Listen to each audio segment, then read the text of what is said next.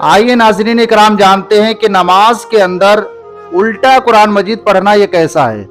बहुत से लोग पहली रकात में ऊपर की सूरत के बजाय नीचे की सूरत पढ़ देते हैं और दूसरी रकात में नीचे की सूरत की बजाय ऊपर की सूरत पढ़ देते हैं, यानी कुरान मजीद को उल्टा पढ़ते हैं। ये उल्टा कुरान मजीद पढ़ना ये कैसा है, आइए इसी के बारे में जानते हैं। क्या नमाज होगी या नहीं होगी। तो असल मसला ये है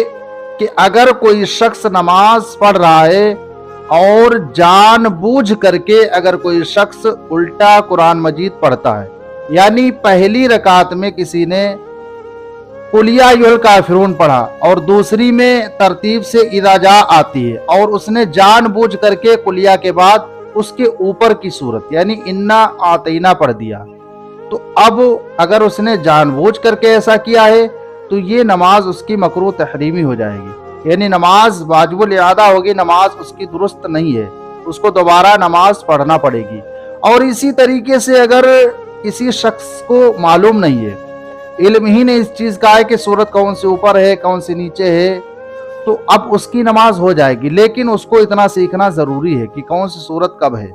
अब एक सूरत इसमें ये आती है कि कोई शख्स नमाज पढ़ रहा था और उसका दिमाग हाजिर नहीं था, कहीं और चला गया दिमाग उसका और भूले से उसने ऊपर की सूरत पढ़ दी, यानी कुलिया के बाद उसे इज़ा जा या तब्बत यदा या फिर उसको कुल हुवल्लाहु अहद पढ़ना था, लेकिन भूल करके उसने इन सूरतों के बजाय ऊपर की सूरत पढ़ दी। मिसाल के तौर पर इन्ना आतेना पढ़ लिया या फिर लिइला फी कुरैश पढ़ दिया या उसके अलावा वल असर पढ़ ली, कोई ऊपर की सूरत उसने पढ़ी और ये भूल करके हुआ अनजाने में,